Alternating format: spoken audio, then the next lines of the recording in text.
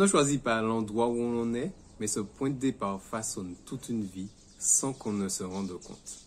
Moi, je suis né au Tombolo en Martinique. Du sable chaud sous les pieds, les vagues qui chantent en fond sonore, les rires des enfants portés par le vent, c'est comme ça que j'ai grandi. C'est là que je suis né. J'étais cet enfant qui courait pieds nus dans le sable, qui faisait des châteaux de sable, qui creusait tout le temps dans le sable et qui regardait à chaque fête de 15 août les chevaux courir sur la plage parce que c'est une tradition chez nous. Et oui, je suis né et j'ai grandi à Sainte-Marie en Martinique, une petite commune du nord de l'île et qui n'a rien à envier à toutes les autres. J'avais vraiment les yeux pleins d'étoiles à cette époque-là et puis tout a basculé. Tu t'es déjà demandé ce que ça fait de passer d'un environnement calme et lumineux à un autre, bruyant et imprévisible, où la survie devient une routine. Dans cette vidéo, je te raconte tout. Mon enfance en Martinique, les contrastes entre les plages, la cité, la violence, les moments forts, mais aussi ce qui m'a permis de tenir debout et d'avancer dans cette vie. Et surtout, de ne rien lâcher. Alors si tu as grandi entre douceur et dureté, cette histoire est peut-être aussi la tienne. Alors reste bien jusqu'à la fin de la vidéo, quand je te partage à la fin tous les enseignements que j'ai pu tirer de cette enfance entre plage et vie à la cité. Accroche-toi bien, car ce que j'ai appris là-bas, entre béton et poussière, pourrait bien te faire voir ta vie autrement. Bonjour les amis et bienvenue sur cette nouvelle vidéo. Pour ceux qui ne me connaissent pas, je suis Gaël et dans la vie, je suis contrôleur de gestion et j'aide aussi les particuliers à gérer leurs finances, à passer d'un état où chaque mois tu vis de salaire en salaire, où tu te demandes comment tu vas t'en sortir, à un état tout autre où tu arrives à gérer tes finances sereinement. Tu es au bon endroit car ici, on est sur la chaîne des guerriers qui veulent vraiment s'en sortir et investir leur argent pour que l'argent travaille pour nous au lieu qu'il serve à enrichir tout sauf notre avenir. Alors n'hésite pas à consulter les liens présents dans la description de la vidéo. Je te partage tous les outils que j'utilise pour pouvoir gérer mes finances et pour pouvoir aussi investir mon argent. Alors figure-toi que de 0 à 6 ans, ma vie se résumait à un mot, liberté. J'ai grandi au Tombolo, ce cordon de sable magique qui relie la Martinique à un rocher. Là-bas, chaque journée était une aventure sensorielle. Le matin, je me réveillais avec le bruit des vagues et à peine sorti de la maison, je pouvais courir sur le sable, pieds nus, ressentir vraiment toutes les émotions liées à notre vie, à notre être sur Terre. Le sable était encore frais, comme si c'était mon terrain de jeu privé. Je me souviens encore comme si c'était hier des concours de châteaux organisés avec les amis, des petits bains de mer, même s'il fallait bien connaître où tu allais, parce que la mer est quand même agitée dans le secteur. Et cette odeur de la mer, l'odeur du sel marin, qui laisse une sensation inoubliable. Et aussi toutes ces scènes de pêcheurs, de ce qu'on appelle chez nous la Seine, vraiment de tous ces poissons qu'on allait tirer grâce à un filet. J'ai grandi avec tout ça. Les pêcheurs qui racontaient leur histoire et moi, j'observais, j'écoutais en silence, en buvant leurs paroles comme si c'était un trésor de pirates des Caraïbes. Et le 15 août, c'était la fête de fin d'année. Et chaque année, la tradition dans ma commune veut qu'il y ait la course de chevaux. La course de chevaux se déroulait à 10 pas de chez moi. Tout le monde était là, les chevaux galopaient sur le sable. Dans un mélange de bruit, de sable et d'excitation, franchement, c'était vraiment une époque formidable où la liberté, le plaisir vraiment de profiter des bonnes choses, de la tradition locale, était vraiment ancré en moi. Les familles s'installaient avec leurs glacières, avec leurs tapis, avec leurs chaises.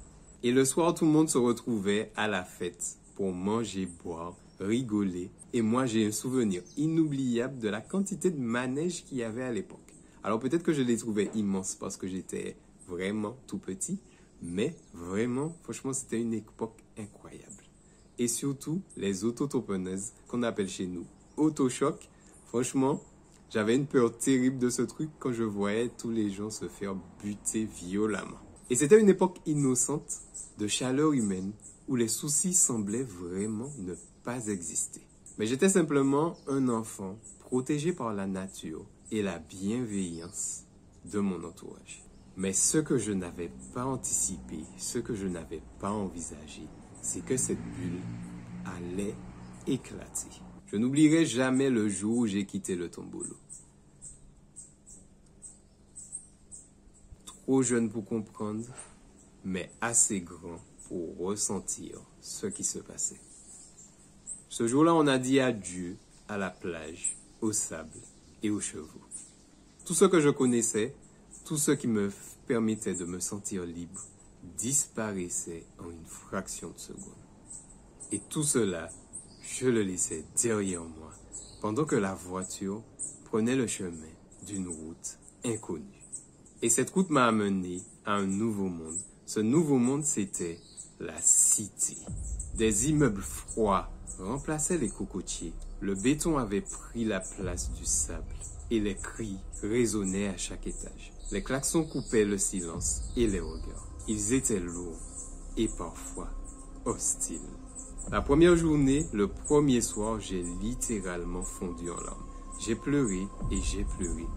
Pas parce que j'avais peur, mais parce que je ressentais que plus rien ne se réparait. J'avais laissé derrière moi des amis, du sable, le bruit de ces vagues qui m'apaisaient. Dans la cité, il fallait s'adapter, et vite. Ici, personne ne te demandait comment tu allais. Ici, tout le monde te disait « Saïdia ». Il fallait apprendre à marcher la tête haute, même quand tu tremblais à l'intérieur. Les enfants ne parlaient pas de la mère, ils parlaient également de leurs frères en prison, d'une bagarre qui a éclaté, des embrouilles avec les voisins et aussi de personnes qui se battaient juste pour un regard. Je me sentais vraiment étranger à ce monde, comme un petit poisson qui a atterri sur du béton.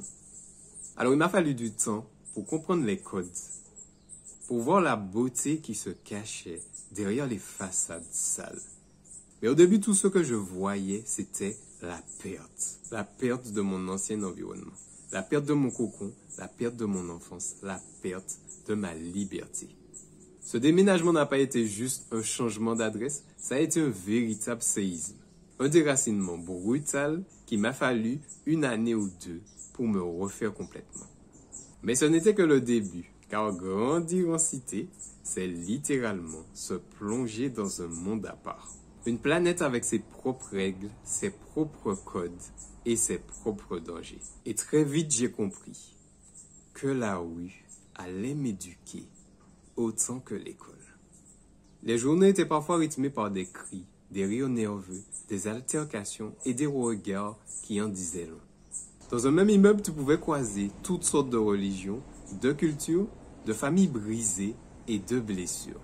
Et oui, il y avait des familles soudées et il y avait aussi des familles éclatées. Des jeunes pleins d'espoir et d'autres qui étaient déjà frappés par l'ombre, frappés par la prison, frappés par l'asile ou encore frappés, fauchés par la mort. La drogue, l'alcool et la délinquance. Chaque cage d'escalier racontait une histoire. Tu pouvais y voir un enfant jouer et le lendemain ou quelques heures après, entendre un cri de détresse. Et oui, c'était aussi nos terrains de jeu. Et cette réalité, on l'absorbait tous, sans filtre, sans préparation. Les embrouilles éclataient souvent pour un rien. Un ballon mal envoyé, un regard trop insistant, une phrase mal interprétée. Il fallait apprendre à se défendre, verbalement ou physiquement, ou encore éviter toute dispute inutile. L'intelligence de survie devenait une compétence vitale. Savoir quand parler, savoir se taire, savoir quand s'éloigner. Mais dans tout ce chaos, il y avait aussi de la lumière, une vraie chaleur humaine. On était pauvres, mais on était solidaires. Et ma cité, on l'avait renommée Boston City.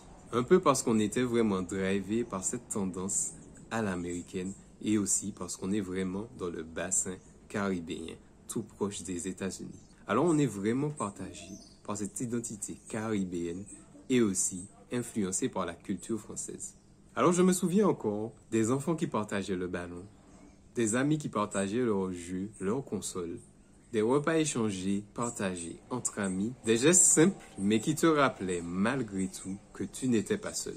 Alors on tuait le temps comme on pouvait. Les fins d'après-midi, on faisait du foot, parfois sur un parking, parfois sur un petit espace vert, et parfois sur un terrain, un grand parking qu'on nous avait aménagé à l'époque avec des buts de handball. Mais au début, c'était plus rudimentaire parce qu'on avait dû confectionner nos buts, nos cages de foot avec du bambou. Et le soir, on passait nos soirées à refaire le monde assis sur un petit muret ou encore dans un escalier en béton. On parlait de nos peurs, de nos rêves, de ce qu'on ferait quand on serait plus grand, si on avait de l'argent ou si on pouvait partir loin. Et puis il y avait les absents, ceux qu'on ne voyait plus, fauchés par un scooter ou encore tombés en prison. À chaque perte, c'était un coup dans le ventre. On se taisait, on encaissait et on continuait car on n'avait pas le choix, comme si c'était normal. Mais on savait vraiment que cela ne l'était pas. Vivre en cité, c'est vraiment naviguer avec de la complexité humaine. Avoir le meilleur dans ceux que le monde juge. C'est aussi grandir avec une lucidité brutale. Savoir que tout peut basculer en moins d'une seconde, mais aussi rêver fort car l'environnement, lui, il ne rêve pas pour toi. Et moi, mon rêve, c'était de devenir footballeur professionnel. Alors je passais mes journées à m'entraîner, mes après-midi à faire des passes au mur, à jongler entre les chaises de la maison et en fin d'après-midi à faire des matchs avec des amis. Parfois pieds nus, parfois dans la boue quand il pleuvait, mais ce sont quand même des instants qui resteront gravés dans mon esprit. J'ai grandi là-dedans avec ses dangers, mais avec cette beauté cachée. Cette vie m'a marqué à jamais, m'a blessé, m'a forgé, mais en partie, cette vie m'a sauvé. Car dans cet environnement hostile, il y avait quand même des respirations, des instants suspendus, des bulles d'oxygène dans le béton. Et le foot, c'était notre échappatoire. Chaque fin d'après-midi, dès que la chaleur tombait un peu, on se retrouvait, il n'y avait pas encore les groupes WhatsApp, mais on passait chez chaque ami pour lui dire « il y a souhait ». Et ce terme, retiens-le bien, souhait. Le terme souhait veut dire on va faire une partie de foot. Une partie de foot de rue, une partie de foot non officielle. Le terme au pays, en Martinique, c'est le souhait. On se retrouvait à taper dans le ballon, peu importe l'endroit, peu importe le lieu, un parking mal agencé avec des trous. On mettait des buts, on faisait des buts parfois avec nos sandales, parfois avec des bouteilles. Pas de vraies cages, juste des cailloux parfois. Et pourtant, c'est là que tout se jouait. Le foot, c'était plus qu'un jeu, c'était un langage commun. Même ceux qui ne parlaient pas beaucoup prenaient leur place et trouvaient leur place dans l'équipe. Les tensions du quartier pouvaient s'effacer dès qu'un match commençait. On devenait des coéquipiers, des rivaux et surtout des frères d'un soir. Et c'est là qu'on gagnait le respect. Pas dans les bagarres, mais dans le jeu. Et puis il y avait les soirées. Pas les soirées bling bling, mais les vraies soirées de quartier. Celles où on s'asseyait sous des murets, sous des capots de voitures et qu'on refaisait le monde. On parlait de tout, mais de vraiment tout. Des filles, de nos galères à l'école, de nos parents absents, de nos pères absents, de nos rêves de percer dans la chanson ou dans le sport. On riait fort, parfois on pleurait en silence, mais on se sentait vivant. Et aussi, on organisait des petits événements. On organisait des tournois de foot. Et là, c'était la grande messe. Il y avait des équipes qui venaient de tous les quartiers de la ville pour nous affronter. Toute la cité venait nous encourager. Les petits créaient leur équipe, les grands créaient leur équipe. Il y avait du bruit, de la tension, mais aussi cette rare sensation d'unité. On faisait plus qu'un. Et pendant quelques heures, on était tous dans la même énergie. Ces moments, aussi simples soient-ils, étaient essentiels car ils nous tenaient debout. Ils étaient nos repères dans un monde qui en manquait. Des piliers invisibles, on n'avait pas grand-chose, mais on avait ça. Et ça suffisait parfois pour faire toute la différence. Je repense parfois à ces soirs d'été, à ces cris de victoire, à ces rires, à ces discussions qui partaient dans tous les sens. Ces souvenirs-là, je les garde précieusement parce que même au milieu du béton, on arrivait à créer de la magie. Et dans ce chaos, certaines choses m'ont sauvé. Des repères solides qui m'ont évité de basculer. D'abord, il y avait ma mère, une femme forte, présente, infatigable, à tout gérer comme on appelle chez nous, femme potomitan. Elle parlait tout le temps. Et même parfois, je soupirais en l'écoutant. Oui, maman, j'ai compris, j'ai entendu, c'est bon. Ces mots sont restés gravés en moi. Elle me rappelait sans cesse qui j'étais, d'où je venais, ce que je ne devais pas faire et aussi ce que je valais. Elle essayait à son humble niveau de me faire confiance, même quand parfois je doutais de moi. Elle posait un cadre et fixait des limites Et ces limites, je les ai détestées. Rentrer à une certaine heure le soir, ne pas fréquenter certaines personnes, jusqu'au jour où j'ai compris que tout cela m'a protégé. Et ensuite, il y avait le foot. Cette discipline m'a appris l'effort et le travail physique, la discipline. Le foot m'a donné une place, une identité et une raison de me lever. Sur le terrain, j'étais quelqu'un. J'avais un rôle, une mission. Et ça, c'est précieux quand tout autour de toi te paraît instable. Et puis, il y avait cette peur. Pas la peur du quartier, mais la peur de décevoir ceux qui croyaient en toi. Tes frères et sœurs, tes cousins, tes amis proches du quartier. Et cette peur-là, elle m'a tenu droit. Elle m'a empêché de plonger. Empêché de plonger quand certains voulaient me faire fumer. Car oui, j'ai grandi à la cité et je n'ai jamais fumé. Mais par contre, j'ai quand même consommé de l'alcool, une chose qui était vue par la société comme un peu plus acceptée. Mais en grandissant, j'ai compris que ça aussi, c'était quand même une drogue, de l'alcool. C'est grâce à tout ça que je suis encore debout aujourd'hui. Aujourd'hui que je repense à mon enfance, je la vois comme un film à deux visages. D'un côté, la lumière du tombolo, les rires, le sable, cette sensation de liberté et de vivre au paradis. Et de l'autre côté, la cité, les cris, les rires, les défis, les blessures. Et entre deux, un enfant qui essaie de comprendre le monde. Un pied dans le rêve, l'autre dans la réalité. Tout ce que j'ai vécu m'a construit. J'ai appris que les contrastes solides peuvent forger une personnalité forte. Que la douleur peut être un moteur. Que l'amour, même discret, peut être un véritable bouclier. Que ce n'est pas cet endroit, ce n'est pas la cité, ou peu importe là où vous vivez, qui définit l'homme. C'est ce que vous en faites. Si je partage cette histoire aujourd'hui, ce n'est pas pour pleurer ou me plaindre. C'est pour montrer qu'on peut s'en sortir. Et je suis là, devant vous, la preuve humaine. On peut véritablement grandir entre deux mondes et trouver sa voie. Et oui, on peut transformer nos blessures en force et nos cicatrices en leçons. Alors si toi aussi tu viens d'un endroit compliqué, sache que tu n'es pas seul. Il y a toujours de la lumière en quelque part. Et parfois, elle est en toi. Si tu es resté jusqu'au bout, merci d'avoir écouté mon histoire. Et pense à liker la vidéo, à la partager à ton entourage, car je sais que cela peut impacter la vie de quelqu'un.